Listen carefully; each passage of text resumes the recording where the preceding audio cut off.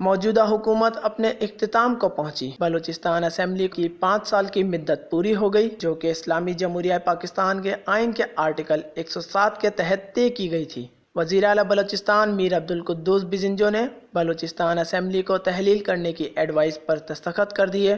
پیش کردہ تجویز کے مطابق وزیر اعلیٰ بلوچستان نے مشورہ دیا کہ بلوچستان کی صوبائی اسمبلی کو آج 12 اگست 2023 کو تحلیل کر دیا جائے۔ صوبائی اسمبلی کی میعاد ختم ہونے کے بعد اور ان حالات کو مد نظر رکھتے ہوئے پورے پاکستان کے انتخابی نمائندوں کو اپنے منتخب نمائندوں کے انتخاب کے لیے بلایا جائے گا۔